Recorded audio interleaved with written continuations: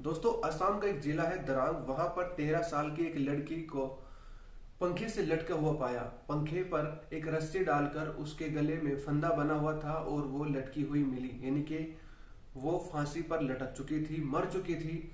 और क्यों उसने फांसी लगाई? दरअसल वो जिसका घर था, जहां पर वो काम करती थी, वो एक अधिकारी का घर था, एक पुलिस अधिकारी था, उसका घर था।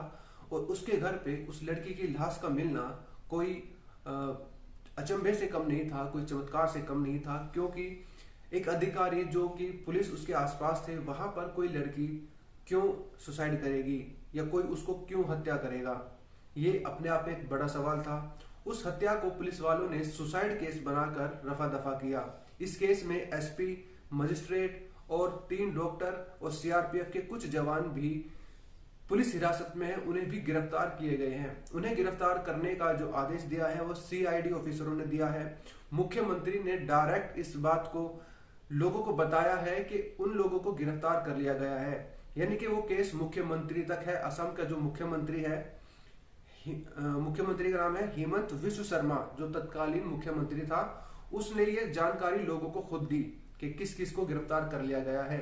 और उस केस को सोल्व सीआईडी कर रही है। आखिर उस केस में ऐसा क्या था, वो लड़की कौन थी और कैसे इतने बड़े बड़े अधिकारी आज सलाखों के पीछे हैं? क्या है पूरा मसला, क्या है पूरा माजरा? जानना चाहते हो तो वीडियो को स्किप ना करें, पूरी देखें। मेरा नाम है मुस्तकीम और आप देख रहे हैं क्राइम न्यूज। दोस्तों, जो वो 13 साल की लड़की थी, वो पुलिस अधिकारी के यहाँ पर नौकरी करती थी। सबसे पहला जुर्म कि एक नाबालिग को काम पे रख रखा था, वो भी एक पढ़े लिखे अधिकारी ने। सबसे पहला जुर्म। दूसरा जुर्म यह था कि रात के वक्त वो वहां पर क्या कर रही थी, क्योंकि उसकी जो हत्या की गई या फिर वो उसने जो सुसाइड किया, जैसे भी वो बता रहे हैं, तो वो रात के वक्त हुई है। पोस्टमार्टम उसका होने नहीं दिया और जल्द से जल्द उसको जलाया गया।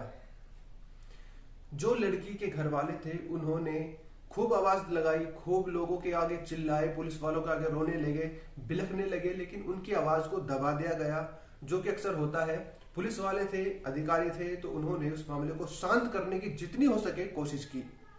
उस केस में महिला आयोग इन्वॉल्व हुआ। उसने उनकी आवाज को और ऊपर तक ले गए। ये आवाज ऊपर जाते जाते मुख्यमंत्री तक पहुंची। मुख्यमंत्री ने सीआईडी को कहा कि इस केस की निष्पक्ष जांच की जाए। जब उन्होंने जांच की तो उन्होंने पाया कि जो अधिकारी थे, उन्होंने उसका सेक्सुअल हैरेसमेंट किया था, उसका यौन शोषण किया था। और इसीलिए उन्होंने एसपी सिटी को भी गिरफ्तार किया है, मजिस्ट्रेट को भी गिरफ्तार किया है।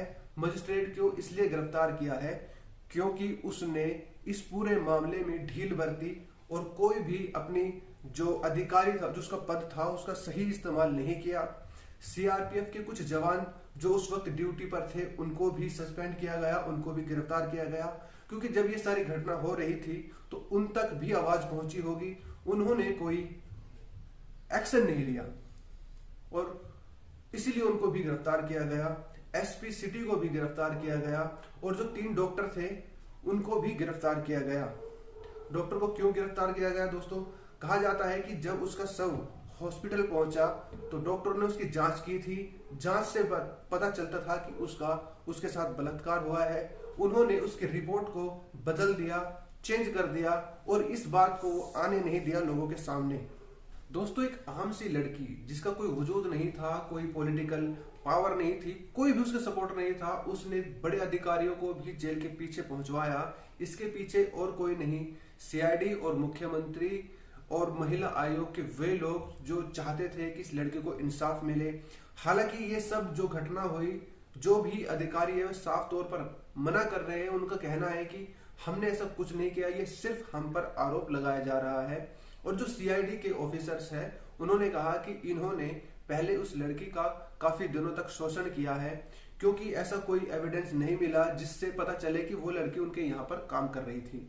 क्योंकि वो 13 साल की थी तो काम तो उसको बनता ही नहीं था। दूसरा, कभी उसको देखा नहीं गया उनके घर के आसपास जिससे पता चले कि वो यहाँ पर काम करती थी।